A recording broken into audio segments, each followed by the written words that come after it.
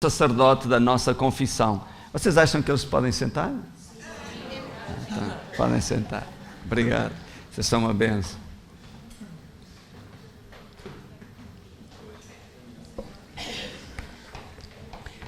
Abram a vossa Bíblia em Hebreus capítulo 3, versículo 1. Tudo bem aí, Amadeu? Ok.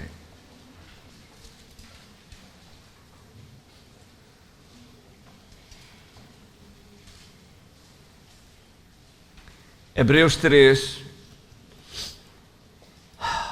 Glória a Deus.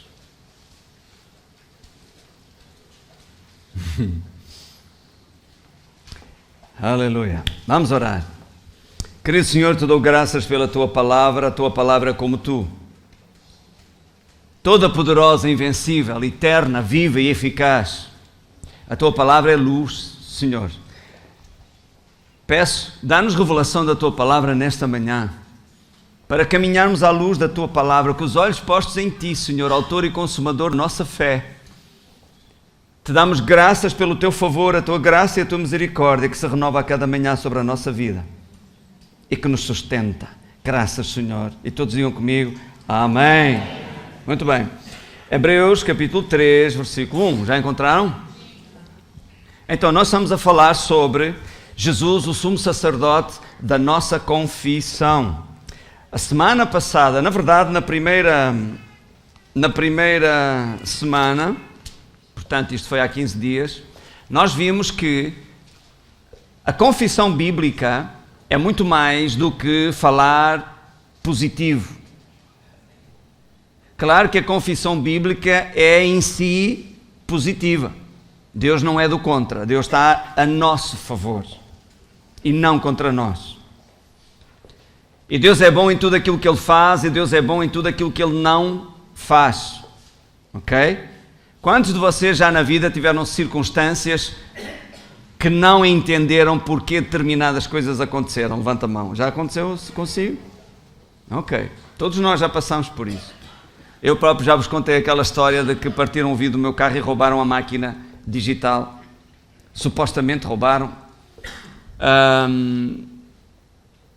E eu tinha deixado na porta do carro, e o meu filho perguntou-me: pai, porque é que Deus permitiu isto?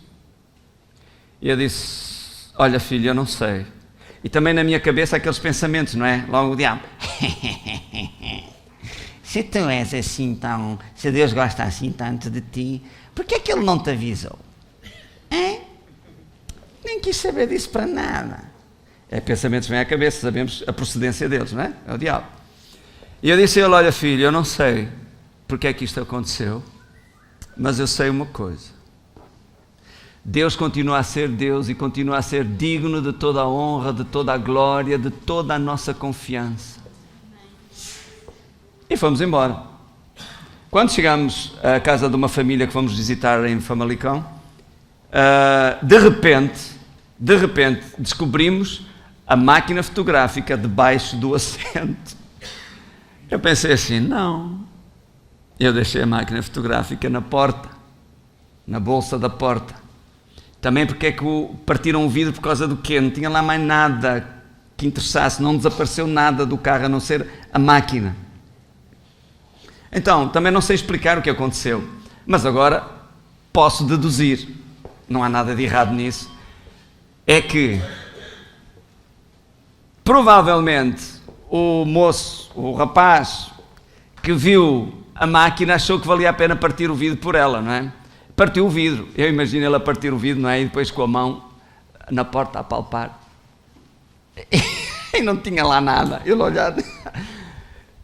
Eu não sei o que aconteceu. Para mim aquilo foi um milagre, porque a máquina estava num sítio e foi depois aparecer noutro. O vidro partido também, e nada faltou dentro do carro, a não ser aquilo que tinha desaparecido. Então, seja qual for a circunstância, confie sempre em Deus, mesmo que você não entenda porque isto aconteceu, porque Deus permitiu isto. Eu não sei, mas eu sei uma coisa, é que eu, entendendo ou não entendendo, Deus é Deus, Ele não muda, Ele é o Senhor e é digno da minha confiança, do meu louvor, da minha adoração, e eu confiarei no Senhor.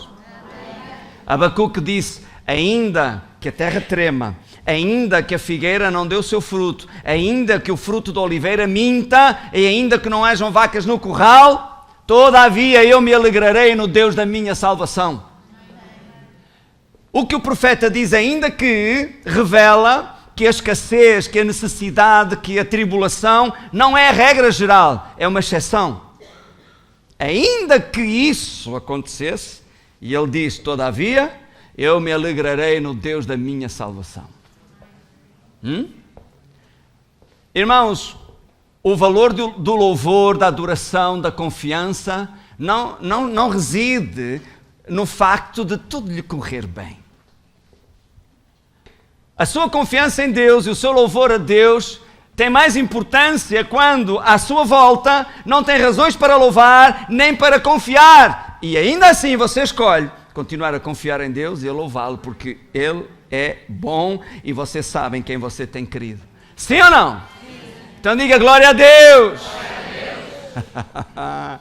Nós temos que aprender a sair do âmbito natural das coisas e entrar no mundo espiritual, porque a nossa vitória está aí, nesse patamar. No patamar da fé. Fé é a vitória que vence o mundo. Sim ou não? Viver pela fé é viver não por aquilo que você vê, nem por aquilo que você sente, é viver por aquilo que você crê. E porque você crê, você tem razões para louvar. À sua volta é doença e morte, mas você crê que viverá longos anos cheios de saúde, viverá e não morrerá e anunciará as maravilhas do Senhor. Então isso é uma boa razão para você louvar a Deus. Alô? Falar em alô, desliguem os telefones, faz favor. Ou ponham em modo voo, porque vamos levantar voo, ok? Agora você não está para ninguém, agora você vai ouvir a palavra de Deus, a qual é poderosa para mudar a sua vida. O apóstolo Paulo disse que quando nós misturamos fé na palavra que ouvimos, ela opera em nós. Por isso, dê crédito à palavra que você vai ouvir. Não me dê crédito a mim, dê crédito à palavra. Eu posso me enganar, mas a palavra nunca se engana. E o mesmo Espírito Santo que está em mim também testificará no seu coração daquilo que você está a ouvir. Sim?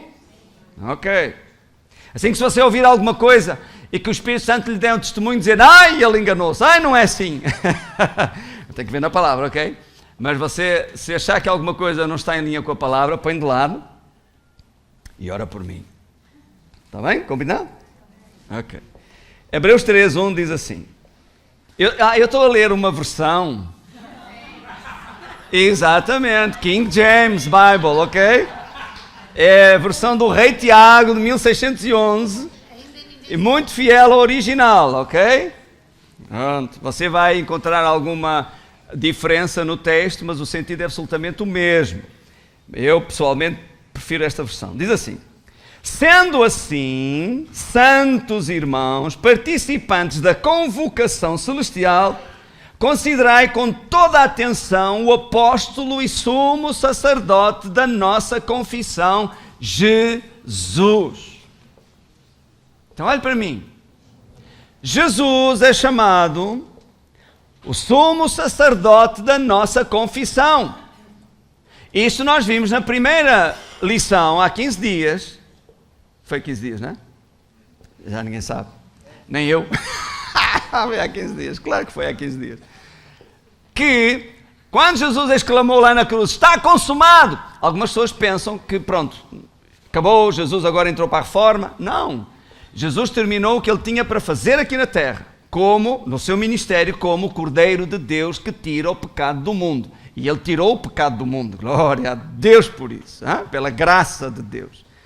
Mas, depois da sua ressurreição, ele entrou num outro ministério, e a Bíblia diz que este ministério é eterno. Ele é nosso intercessor, ou seja, serve de mediador. Não é que ele está lá sempre a orar por nós, entendeu? Mas está num trabalho, num processo de mediação, digamos assim, e sumo sacerdote da nossa confissão. A semana passada nós vimos o que é que isto significa, e até mostrei ali umas imagens. O sumo sacerdote apresentava-se uma vez por ano. Esta era a grande missão do sumo sacerdote. Uma vez por ano, no Santo dos Santos. Vocês têm aí essas imagens do tabernáculo? Deem-me sinal depois se tiverem. São 3. Ele apresentava-se uma vez por ano no Santo dos Santos, ok? Onde mais ninguém podia entrar, a não ser ele. E apresentava-se com o sangue do cordeiro. Aquele cordeiro que era imolado para fazer a expiação pelo pecado do povo. E eu aproveito já aqui para dizer a vocês o seguinte: glória a Deus pela graça de Deus. Se você não ouviu essa série sobre a lei e a graça, eu acho que temos lá em cima na livraria, leve, vai mudar a sua vida.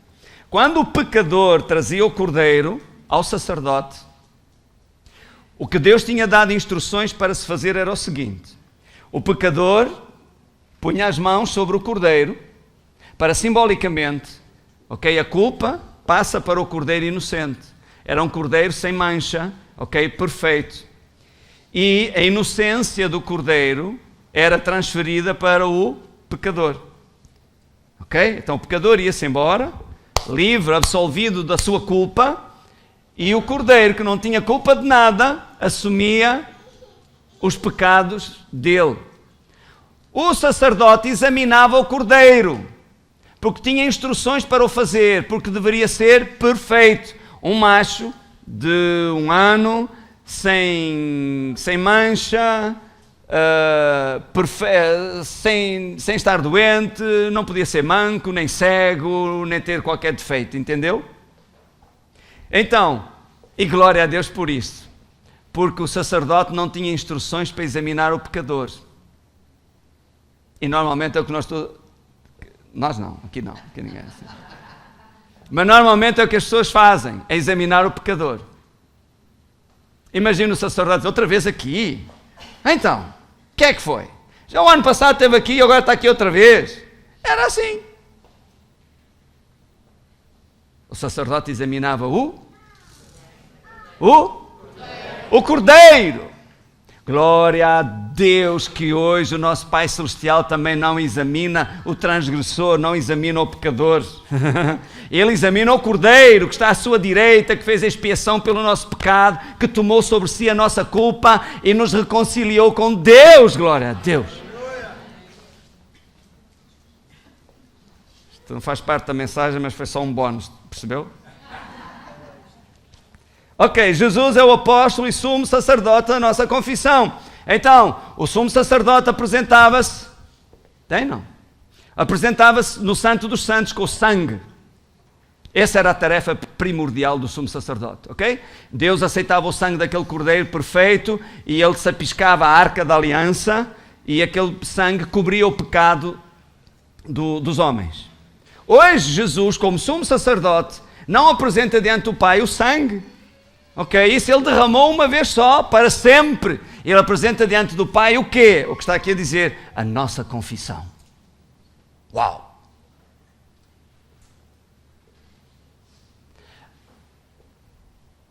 É isso. Veja aí Hebreus 4, versículo 14. Está aí ao lado a ouvir a conversa. Diz assim, concluindo: tendo em vista que temos um grande sumo sacerdote que foi capaz de entrar nos céus, Jesus, o Filho de Deus, mantenhamos com firmeza a nossa confissão de fé. Mantenhamos com firmeza a nossa confissão de fé. Porquê? Porque temos um grande sumo sacerdote que está à direita do Pai. Uau! Isto é, porque ele está à direita do Pai, vale a pena você reter com firmeza a sua confissão. Veja aí Hebreus 10, 23, para completar. Hebreus capítulo 10, versículo 23, diz assim. Achou? Sem duvidar, ouviu? Mantenhamos inabalável. Presta atenção aos termos. Mantenhamos com firmeza, dizia Hebreus 4,14. E agora aqui diz, mantenhamos inabalável a confissão da nossa esperança, porquanto quem fez a promessa é fiel. Na vossa Bíblia diz: retenhamos firmemente a confissão da nossa esperança, porque fiel é o que prometeu. Sim? É ok, o sentido é o mesmo, certo? Mas os termos aqui são mais agressivos. Mantenhamos com firmeza. Olhe para mim. Você acha que se não houvesse o perigo de você mudar a sua confissão, seria necessário esta advertência tantas vezes? Retenhamos firme, mantenhamos com firmeza, mantenhamos firmes. Seria necessário isso? Não. A razão pela qual nos adverte de que a nossa confissão devemos-la reter firme é porque há um que quer mudar a sua confissão. O diabo quer que você hoje diga uma coisa e amanhã diga outra. E de preferência que confesse sempre, constantemente, a dúvida, a incerteza e o medo. Por isso diz aqui, sem duvidar, retenhamos firme a confissão da nossa esperança, porque fiel é o que fez a promessa. Oh, glória a Deus! Glória a Deus! Fiel é o que fez a promessa. Eu lembro-me quando estava lá com a malária, só tive uma vez também, fiquei farto, mandei embora e nunca mais quis saber dela para nada. Ela é feia. E eu disse na segunda semana: prefiro morrer a acreditar do que viver a duvidar. Eu não estava a confessar medo, nem dúvida, não, eu estava a declarar a minha posição: daqui não saio, daqui não me movo. Por quê? Porque fiel é o que fez a promessa. Fiel é aquele que disse: eu sou o Senhor que te sara. Fiel é aquele que disse: pelas suas feridas fomos sarados. Funciona? Amém? Hoje eu quero falar convosco acerca da verdade e da mentira. E é aquilo que nós vamos estudar hoje. Seja Deus verdadeiro, diga comigo: seja Deus verdadeiro e toda a circunstância mentirosa. Seja Deus verdadeiro e todo o homem mentiroso. Irmãos, ainda a semana passada, eu só estou a fazer aqui um ligeiro repasso, ok? Para nos agarrarmos o que vem de trás e seguirmos para a frente. Em Hebreus 5, não precisa abrir lá a sua Bíblia. Hebreus 5, creia, ok? Está lá. Pode tomar nota e estudar. Diz que todo o sumo sacerdote tomado dentre os homens é constituído a favor dos homens nas coisas concernentes a Deus, ou nas coisas a que a Deus se referem. Sendo Jesus o nosso sumo sacerdote, ele foi constituído a favor de quem? A nosso favor. Ele não está contra nós, ele está a nosso favor nas coisas concernentes a Deus. Ou seja, qual é a confissão que Jesus apresenta diante do Pai? Hebreus 13 diz, Hebreus 13, 15, ofereçamos por Ele, porque é Ele que leva o nosso sacrifício ao Pai. Ofereçamos por Ele sempre a Deus sacrifício de louvor, isto é, o fruto dos lábios que confessam o seu nome. O fruto dos lábios são as nossas palavras, a nossa confissão. É a nossa confissão que Jesus apresenta diante do Pai. Mas diz, é um sacrifício de louvor. Diz que Jesus está de acordo conosco nas coisas concernentes a Deus, naquilo que a Deus se refere, ou seja, Jesus não apresenta diante do Pai o sacrifício coxo, o cego, o aleijado, entende? É o sacrifício de louvor. Quando você abre a sua boca para confessar a sua escassez, a sua necessidade, o seu sofrimento, a sua dor, ai, tudo me acontece, ai, estou tão mal, ai, a vida cada vez está pior, está pela hora da morte, vai chegar à altura que nem dinheiro há para uma tigela de sopa. Há pessoas que falam assim, congratulam-se de falar assim, enchem o peito, parece que estão a dizer uma grande coisa e estão a cavar a sua própria sepultura com a boca. Jesus não apresenta isso ao Pai. Era como se o Pai dissesse, o que é que o meu filho está a dizer? Nada, Pai, nada, mas ele está a falar. Sim, mas não está a dizer nada de jeito. De acordo com a tua palavra, ele não está a dizer nada. Entendeu? Mas quando no meio da necessidade, no meio da dor, no meio das circunstâncias contrárias, você abre a sua boca para declarar a sua confiança em Deus, no meio do sintoma de enfermidade, te dou graças, Senhor, que pelas tuas feridas eu já fui sarado. Jesus apresenta-se diante do Pai com o seu sacrifício de louvor, com a sua confissão. Pai, o António, no meio da dor e do sintoma de enfermidade, declarou que pelas minhas feridas ele foi sarado. Este é o sacrifício de louvor que eu apresento. E é como se o Pai dissesse: sacrifício aceita, assim seja com ele, e cura divina manifesta-se no seu corpo. Glória a Deus, funciona. Quando no meio da necessidade, contas para pagar, quando sobra sempre mês até o fim do dinheiro,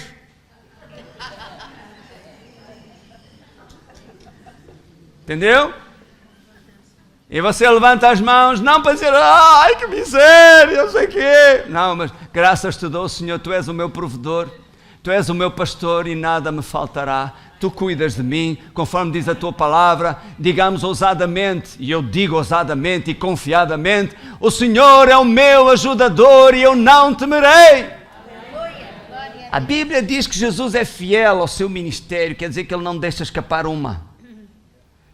E ele apresenta-se diante do Pai logo com a sua confissão. Pai, a Fernanda declarou na sua necessidade que eu sou o seu ajudador, o pastor dela, e que nada lhe faltará. E é como se o Pai dissesse: sacrifício aceito. Como era a expressão do Velho Testamento, um cheiro suave nas suas narinas. Assim seja com ele. E prosperidade começa a manifestar-se na sua vida. As circunstâncias começam a mover-se e encaixar umas nas outras em seu benefício.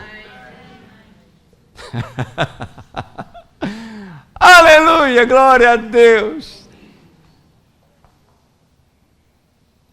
Estamos juntos? Irmãos, posto isto, na verdade Romanos capítulo 10, versículo 8 a 10 diz assim: mas que diz? A palavra está junto de ti, não está longe, está junto de ti. Na verdade, se você visse os versículos anteriores, diz assim: a justiça que é pela fé diz isto: não subas ao alto a trazer do alto a Cristo, nem deixas ao abismo a voltar a trazer Cristo dentre os mortos. Mas que diz? A palavra está junto de ti, na tua boca e no teu coração, e esta é a palavra da fé que pregamos. O que é que está a dizer? Olha, não peças a Jesus para fazer o que já foi feito. Ele não vai descer do céu outra vez para ir à cruz, nem vai voltar a ressuscitar dentre os mortos, porque ele já o fez. Mas confessa a tua fé no que ele fez.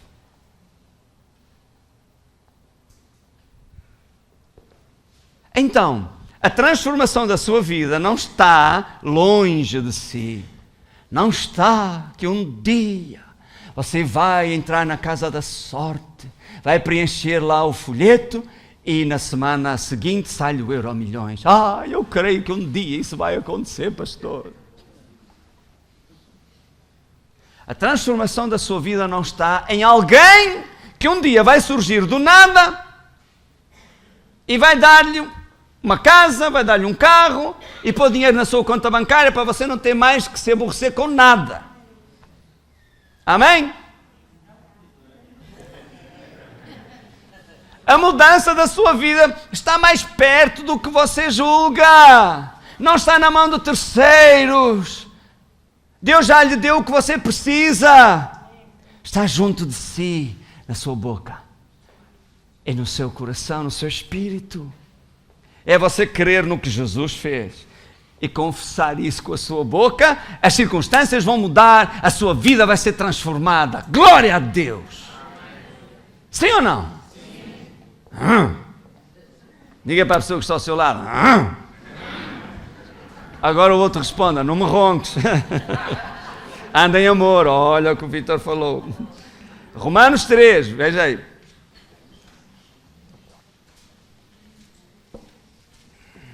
Onde é que está? Romanos 3. Romanos 3, versículo 13 e versículo 4. Se com jeitinho ainda lemos mais alguns, não é? Se você... Ok. Diz assim: sendo assim, que importa se alguns desses judeus foram infiéis. Olhe para mim no instante. A vossa tradução diz se alguns foram incrédulos, não é?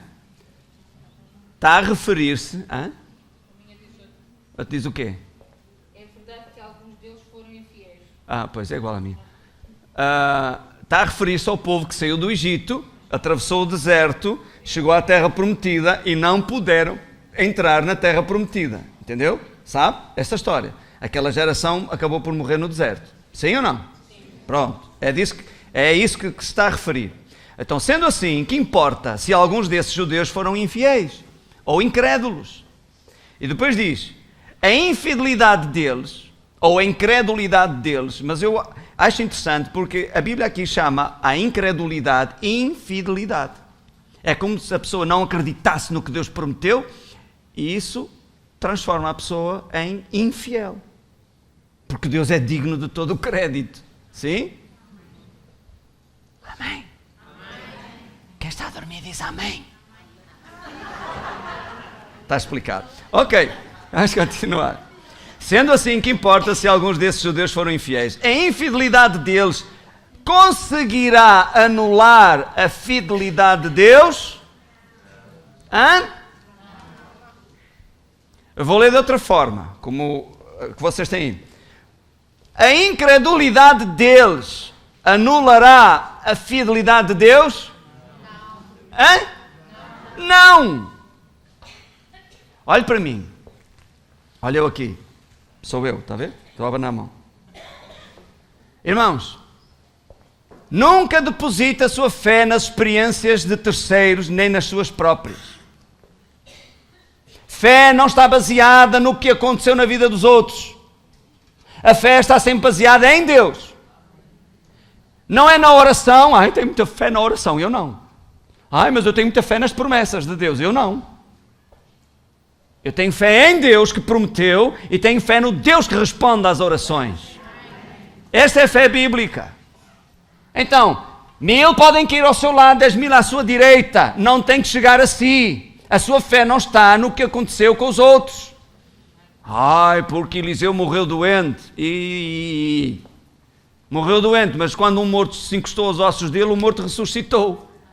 Uau, isso é que é para dizer que ele tinha a unção de Deus até os ossos. Sim, mas eu conheço muitos outros que Jesus curou. E o Lázaro que ele ressuscitou. Porquê é que há de pôr a sua fé nas experiências negativas dos outros? Porquê é que Eliseu morreu doente? Não sei. Mas tome nota, quando você chegar ao céu, pergunta a Deus. Sim? A sua fé não está no irmão António, nem no irmão Joaquim, nem na doença da irmã. Eu tenho receio de dizer nomes, porque às vezes eu posso acertar em algum. Isso é complicado. Eu tenho que inventar uns nomes, tenho que estudar assim uns nomes um bocado estrambólicos. Anyway. Então, ponha sempre a sua fé na palavra de Deus. Diga comigo, a minha fé está em Deus. Diga, a minha fé está em Deus. Ok. Então, a incredulidade deles, eles não entraram na terra prometida porque não creram. Esse foi o problema. Não foi os gigantes. O problema foi que eles não creram que podiam entrar. Não foi Deus que mentiu. Eu te dei a terra, mas não me lembrei, tinha gigantes. Deus já sabia que a terra tinha gigantes. Por isso é que durante o deserto Deus preparou o povo para se chegar a Ele, para crer nele, para o conhecer, porque iam precisar desse conhecimento. Na hora de conquistar a terra prometida, eles iam precisar de crer, de confiar em Deus, no Deus que eles conheceram pelo deserto. Só que o problema é que eles não se deram ao trabalho de conhecer a Deus pelo deserto. Disseram a Moisés, vai tu, e tudo o que o Senhor disser nós faremos. Mentira! Ainda Moisés não tinha descido para dizer o que o Senhor queria, já eles estavam a adorar um bezerro de ouro e ia pensar voltar para o Egito. E na hora H, na hora que era preciso, na hora do ai Jesus, eles não estavam preparados. Esse foi o problema. Entendeu? Mas isso não anula a fidelidade de Deus. Deus tinha prometido aquela terra para eles, Deus queria dar a terra a eles, e Deus tê-la aí entregue, se eles crescem. Amém. Se eles somente crescem. Mas claro, como eu vos tenho dito, a fé acompanha o conhecimento. Você jamais crerá para além do que você conhece. Por isso precisamos conhecer a Deus, conhecer a palavra de Deus, para que a fé seja forte. Tem dois versículos bíblicos que eu quero projetar ali, para economizar tempo. 2 de Timóteo, está aí? Melissa? Ok. Olha o que ele diz aqui, 2 Timóteo 2,13. Se somos infiéis ou incrédulos, ele permanece fiel, porque não pode negar-se a si mesmo. Deus não pode negar-se a si próprio. Sim? João 17:17. Esta é a oração de Jesus e diz assim: Pai, não é? É a oração dele, diz: santifica-os na verdade. E agora diz: a tua palavra é a verdade. Quando, obrigada Melissa, podes tirar. Quando você abre a boca para dizer assim: estou doente, ok. É uma declaração baseada num sintoma, num relatório médico. Ok, sim senhora, estou doente. Tudo bem. Agora, você precisa perceber que ao dizer isso, você está a admitir um facto. Você está a consagrar um sintoma. Está a declarar, está a legalizar um sintoma. Se o médico depois telefonasse e dissesse: oh, minha senhora, peço desculpa. Aqui a recepcionista trocou os relatórios. Peço imensa desculpa. O resultado desse exame não é seu, pertence a outra paciente. Aí a pessoa já diz: afinal, não estou doente. Entendeu? Mas o que eu quero salientar aqui é que ao você dizer estou doente, você acabou de legalizar um sintoma. Acabou de dar a sua atenção, de dar o seu reconhecimento a algo que você próprio não quer. Alô? Alô? Então, aqui há um mentiroso. Eu não sou. Estou doente. O médico até diz que eu estou doente. Oh, está ali. E eu até sinto aqui. Não, eu não. Então é Deus. Porque a verdade diz que pelas suas feridas você foi sarado. Foi pretérito perfeito, quer dizer que a ação tem o seu início no passado e no passado também tem a sua conclusão. Sem necessidade de repetição. Pretérito perfeito. Se fosse pretérito imperfeito, seria: pelas suas feridas éramos sarados. Mas diz: fomos. Está feito. Facto consumado. Nada nem ninguém pode alterar. Sabia que nada nem ninguém pode alterar a história? Pelas suas feridas fomos sarados, faz parte da história. Há 2000 anos atrás, na cruz do Calvário, pelas suas feridas nós fomos sarados. Então, das duas uma, ou o que diz aqui é mentira, ou o que a pessoa acaba de falar é mentira. Imagine lá, qual será? Irmãos, nem tudo o que você sente é real. Quer ver? Vamos desmantelar um pouco essa teoria. Imagine que você está na linha do comboio. Ok? Está na linha do Quim. E você olha lá para o fundo e vê que as linhas se juntam. Sim? É mentira. Elas não se juntam nada. Junta, então não estou a ver. Pensas que me enganam do quê? Quer-me tirar areia para os olhos? Olá. É mentira. Aquilo chama-se, é um fenómeno que se chama ilusão óptica. Certo? Porque você pode marcar um ponto de referência. Vai até lá e afinal elas estão à mesma distância que estavam lá atrás. Mas você olha lá para trás e elas estão juntas lá atrás. Anda a brincar comigo? Ok. Então eu venho para aqui, junto ali, eu vou para ali, junto aqui. Ilusão óptica. Sim? Você olha para um avião e vê, ixi, parece uma mosca, um mosquito tão pequenino. Oh, mano, aquele pequenino não tem nada, pesa toneladas, mas o facto de estar distante parece pequeno. É uma ilusão óptica.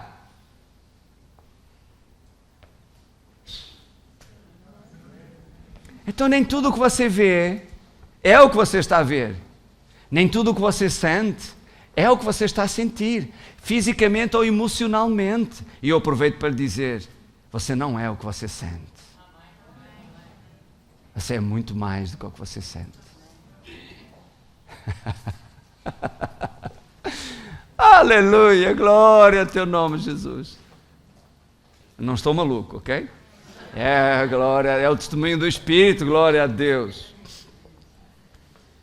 Você é mais do que o que você sente. Mesmo quando você se sente bem, super bem, os passarinhos a cantar na sua janela logo pela manhã, fantástico, um raio de sol entra pela sua janela, glória a Deus, você sai da cama, põe os pés logo no tapete de veludo, aleluia, de arraiolos ou persa,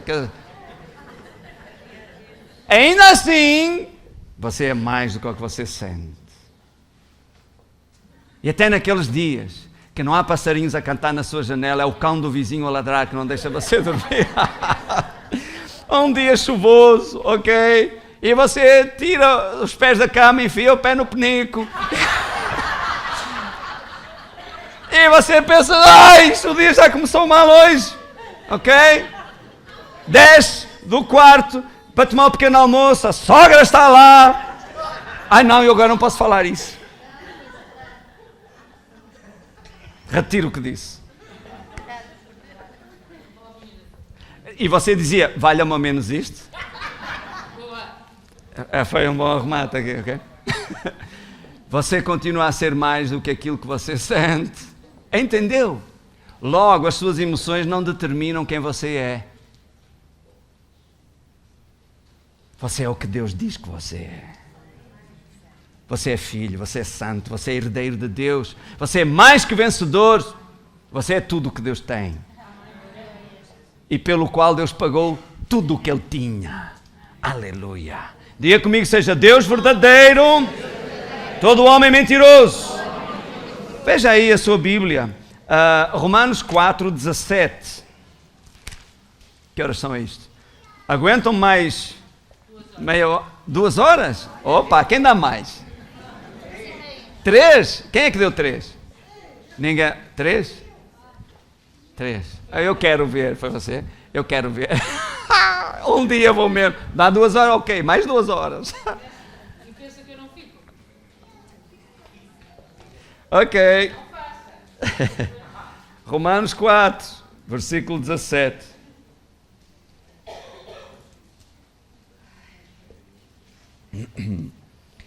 Diz assim, como está escrito, eu te constituí pai de muitas nações. Ele é o nosso pai aos olhos de Deus, isto é, Abraão, não, ok? O pai da fé. Em quem Abraão depositou a sua fé. O Deus que dá vida aos mortos. Olha o que aqui diz assim, e convoca à existência os elementos que ainda não existem como se existissem. E de facto é isso, não é? A outra diz, chama à existência as coisas que não são como se já fossem. Você vê que Deus mesmo opera nos princípios da confissão. Deus não fala o que Ele vê, Deus fala a existência, o que Ele quer ver. E nós podemos aprender com isto. Temos o mesmo potencial. Oh, pastor, o mesmo potencial. Claro, foi mesmo Deus que nos deu. Crer, com o coração se crê e com a boca se confessa. Por que não utilizar o potencial que Deus nos deu para o nosso bem e não a favor do inimigo? Porque é que Jesus não apresenta ao Pai a confissão da desgraça?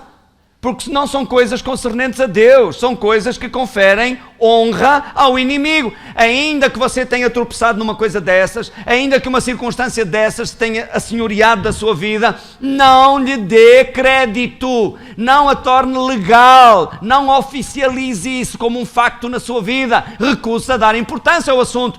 dê ao desprezo, não fale. Tem tanta coisa boa para você falar, porque acaba de falar do mal que lhe acontece. Não é errado orar a Deus, falar sobre o assunto, argumentar o seu caso com Deus, partilhar e pedir ajuda a alguém, não é errado isso. Não faça como aquela pessoa que foi a um aconselhamento há uns anos atrás numa igreja onde eu estava, com um certo pastor, e chegou para o aconselhamento e era o pastor, então irmão, é que eu posso ajudar. E ela começa a escrever. E depois deu-lhe a folha. O cabeçalho dizia assim: não posso confessar, isto é falar negativo. O meu problema é... E depois escreveu o problema. A sério. Coitadinha. Tadinha. Bem, irmãos, um dos problemas que as pessoas, os cristãos enfrentam é não saber o que é verdade e o que é mentira. Veja, Deus chama à existência as coisas que não são, como se já fossem. Quer dizer que ao enfermo, Deus diz assim: estás curado. Ao pobre, Deus diz: és rico. Mas Deus mandou-nos fazer a mesma coisa. Não que a palavra diz, por meio do profeta, diz: diga ao fraco, eu sou forte. Diga o pobre, eu sou rico. Então, mas se ele é pobre, vai dizer que é rico. Pastor, está a mentir, como é que é essa coisa? Para já, deixe-me dizer-lhe uma coisa. Você nunca estará a mentir quando você faz da palavra de Deus a sua confissão. Porque Deus não é mentiroso. Mesmo que as circunstâncias digam o contrário, seja Deus verdadeiro então, e todo o homem mentiroso, toda a circunstância mentirosa. Não precisa abrir a sua Bíblia. É 2 Coríntios 4:13. A Bíblia diz assim: e temos o mesmo espírito de fé, a mesma atitude de fé. Como está escrito, é uma citação de Deuteronômio: criei, por isso falei. E aí diz então: nós também cremos e por isso também falamos. Porquê confesso que estou sarado pelas feridas de Jesus? Porque é o que eu creio. Porquê confesso que o meu Deus, segundo as suas riquezas, suprirá todas as minhas necessidades? Porque é o que eu creio. Porquê confesso que viverei longos anos cheios de saúde? Porque é o que eu creio. Porquê confesso que no meio da angústia o Senhor está comigo para me livrar e que eu fico melhor do que o que eu estava antes da angústia ter chegado? Porque é o que eu creio. E porque creio, falo. E repare, temos o mesmo estabelece uma ligação, uma comparação.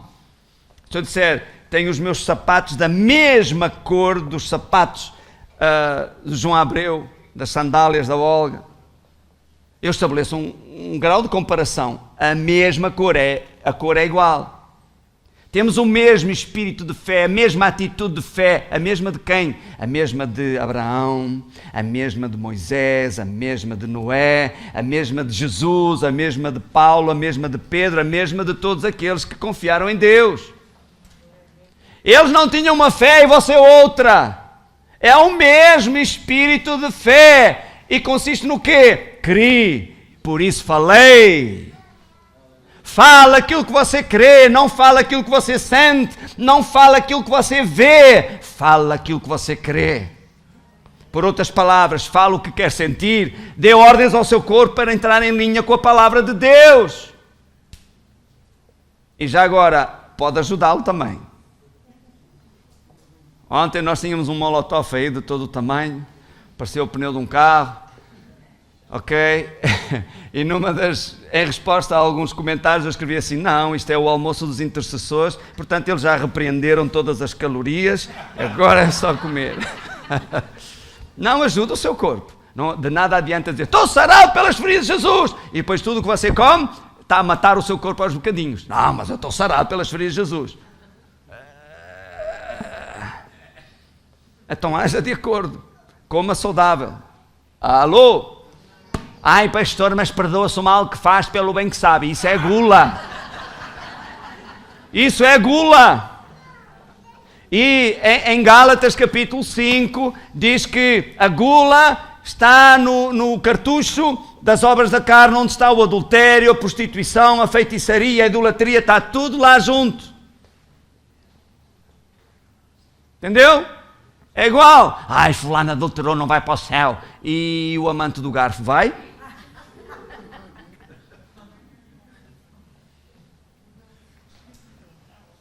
Diga comigo logo hoje, quem precisava de ouvir isso não veio. Então, o que é verdade e o que é mentira? Irmãos, quero terminar com isto. Há uma palavra grega que define verdade nas Escrituras, que é aletheia. Aletheia. Al vem do alfa. A alfa é a primeira letra do alfabeto grego, ok? Jesus mesmo se referiu a isso. Ele disse, eu sou o alfa e o ômega. O ômega é a última. O princípio e o fim. Ok? Al vem de alfa, ok? Que representa princípio. Aletheia significa o que foi estabelecido no princípio.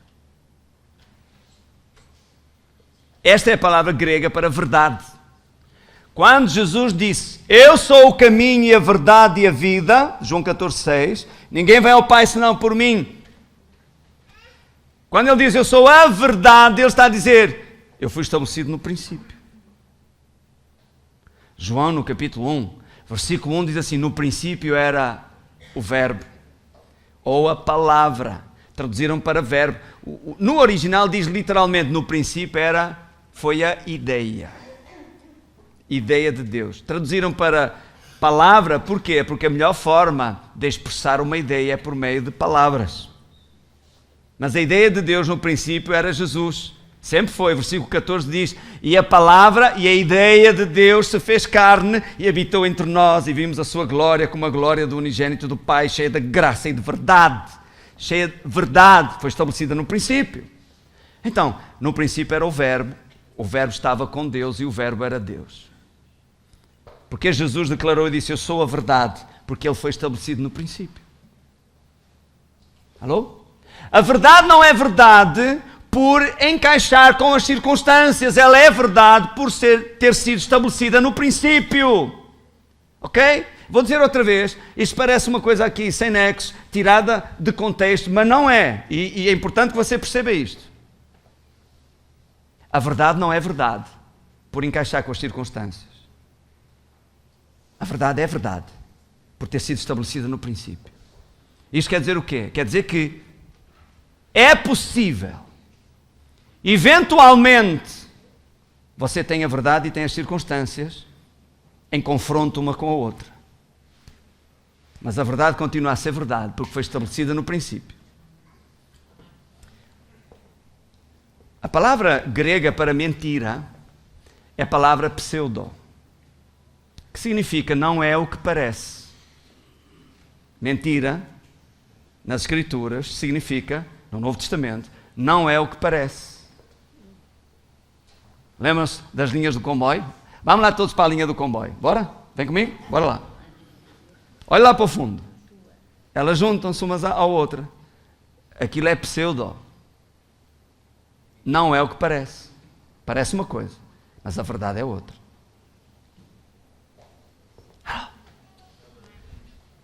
Parece uma coisa, mas a verdade é outra. Imagine que você está com o nariz todo entupido, vermelho, os olhos cheios de remelas, e alguém lhe diz assim, vejo que você está mesmo atacadinho, está mesmo cheio de gripe. E você decide confessar o que a palavra de Deus diz. Eu fiz isso uma vez com um pastor, eu estava assim, não tinha os olhos cheios de remelas, que lavei a cara de manhã, por acaso nesse dia lavei. Era dia de lavar a cara esse. E a gente tem que poupar água e não gastar a pele. E ele disse, vejo que você está mesmo engripado. E eu disse, pastor, sabe? O meu corpo disse-me logo isso de manhã. E depois o meu nariz confirmou. Mas a palavra de Deus diz que pelas feridas de Jesus eu fui sarado. E eu pensei, e não é que eu decidi acreditar e concordar com Deus, pelas feridas de Jesus estou sarado. Então veja, a verdade é que pelas feridas de Jesus eu estava sarado. Sim? Mas as circunstâncias eram diferentes. Ora, a verdade continua a ser verdade. E aquilo ali não era o que parecia. Parecia que eu estava mesmo atacadinho, doente. Só parecia, porquê? Porque a verdade diz que eu não estou doente, estou sarado pelas feridas de Jesus. Então, aquele sintoma, o nariz entupido e aquilo tudo, sendo real, embora real, era uma mentira. Pastor, quer dizer, saiu de casa para vir para aqui, levantei-me cedo para ouvir, não vai, pastor, francamente, fala sobre amor, pastor. Ouça, vamos lá ver se a gente se entende. A mentira não é mentira por não existir.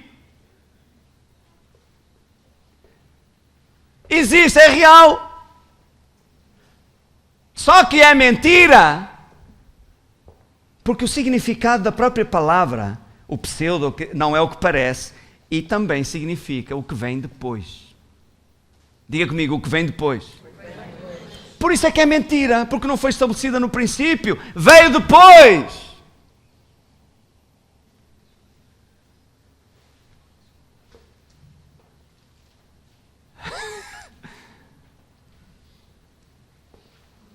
Aleluia!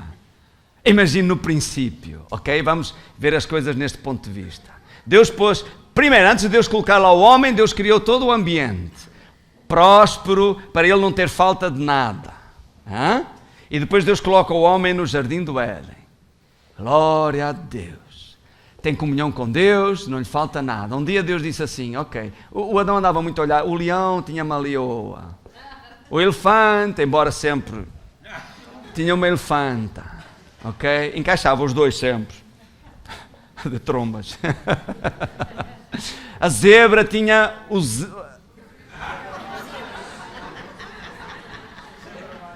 A zebra macho, não é? E por aí fora. E Adão não tinha ninguém. Então Deus disse, não é bom que o homem esteja só. Já se zangava com ele mesmo. Pois. Não, ele dava-se bem com ele. O problema veio depois, eu já lhe vou contar. E Deus fez a mulher. Certo? Isto era o princípio. Se nós viajássemos no tempo, imagina, vamos todos viajar no tempo, tá? Bora lá. Faça comigo. Ok, chegamos. Jardim do Éden, ok? E está o Adão atrás de um arbusto, que é para algumas senhoras não começarem a fazer imaginações.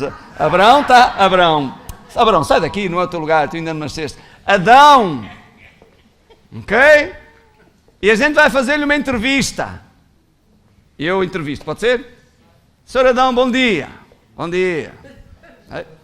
Senhor Adão, eu reparo que você anda aí nu, não é? E dorme no relento, no chão, diz que sobe um vapor da terra para regar durante a noite, rega o jardim, portanto você acorda de manhã já tem o banho tomado. Você não tem nenhuma gripe? Cuidado, senão tem que ir à casa de banho. Lá. Não tem o quê? Isto é o Adão a responder. Uma gripe. Isto é o microfone, percebeu, não é? Estou a falar, que é para ficar gravado, para depois as pessoas poderem ouvir. Não tem quem? Uma gripe. Fale baixo que a Eva pode ouvir. E depois vai estar a perguntar, quem é essa da gripe? Só tenho ela. Não, você não está a perceber. Gripe é uma doença. É quem? Doença. Quem é essa? É alguma coisa de jeito? Bem, ok. Esqueça este capítulo. Bem, você está aqui, não trabalha, não faz nada, quer dizer, não se faz nada, é só boa vida, não é? Você não tem, sei lá, alguma necessidade? Tem quem? Necessidade. Quem é essa? Pois está. Entendeu? Adão vivia na verdade. Ele vivia o que foi estabelecido no princípio. Ele não sabia o que era doença, ele não sabia o que era necessidade. Não sabia o que era isso. Só sabia, ou ficou a saber o que era enxaqueca. Não sabem? Eu vou contar a história. O Senhor Deus tinha criado Adão, foi na altura que Deus criou a mulher, e Deus disse assim ao Adão: Adão, olha, tu vais cruzar o rio. Senhor, o que é cruzar o rio? E o Senhor explicou-lhe. Vais atravessar a planície. E o que é uma planície? O Senhor explicou-lhe. E vais subir o monte. E o que é um monte, Senhor? O Senhor explicou-lhe. Do outro lado do monte tem uma caverna. O que é uma caverna, Senhor? E o Senhor explicou-lhe. Lá dentro está uma mulher. O que é uma mulher? E o Senhor explicou-lhe. E tu vais procriar. E o que é procriar? E o Senhor lá lhe explicou. Então, fonte. Ele atravessou o rio, cruzou a planície, subiu o monte, entrou na caverna. 2 minutos depois, sai da caverna, desce o monte, atravessa a planície, cruza o rio. Senhor, o que é uma enxaqueca? Não? E o Senhor lá lhe explicou o que era. Então,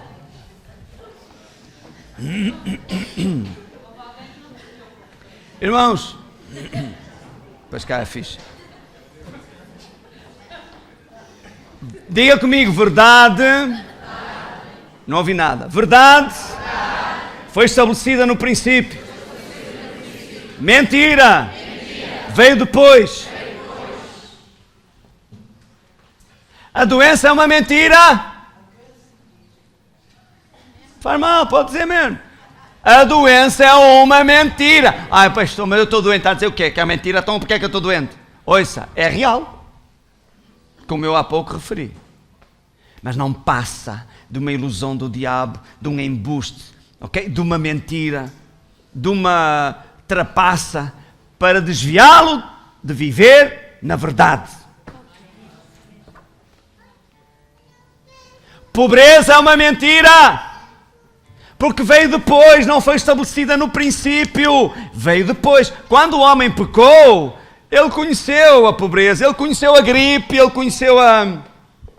Qual era a outra? A necessidade.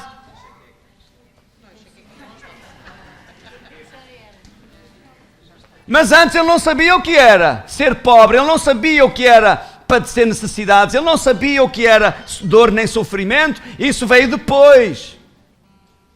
Então é uma mentira. Mas glória a Deus que o segundo Adão, Jesus Cristo, veio repor a verdade. Oh, glória a Deus, Ele veio repor a verdade. Ele veio para nós vivermos na verdade. 3 de João, não precisa ir lá, é a epístola 3 de João, no versículo 2, só tem um capítulo, ok? No versículo 2 diz assim: amado, desejo que prosperes em todas as coisas, que tenhas saúde, assim como prospera a tua alma. E sabe o que é que diz o versículo 4? O versículo 4 diz assim: muito me alegro em saber que os meus filhos andam na verdade. Viver na verdade é prosperar em todas as coisas, é ter saúde e crescer no conhecimento de Deus. Isso é andar na verdade. E se numa destas áreas você não está assim, não estou a dizer que seja culpa sua, não estou aqui a julgar ninguém, nem pôr as culpas em ninguém, entendeu? Só estou a dizer é que nessa área você não está a viver a verdade. Você está a ser dominado por uma mentira. E Jesus veio para nos libertar de tudo aquilo que nos dominava, de tudo aquilo que nos acorrentava, de tudo aquilo que nos impedia de viver na verdade.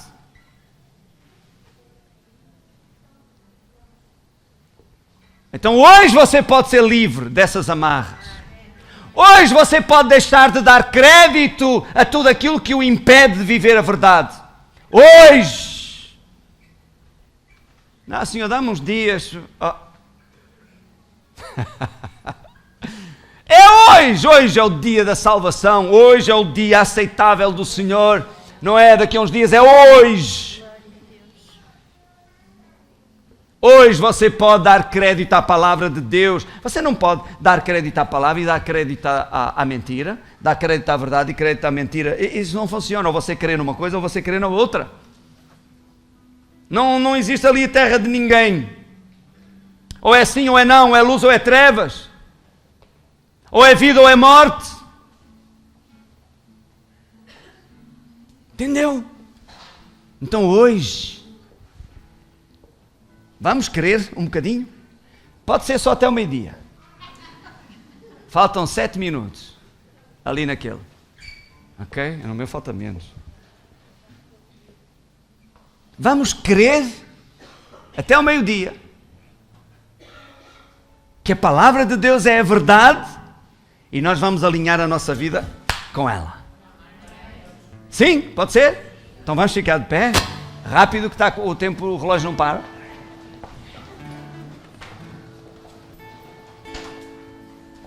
Glória a Deus.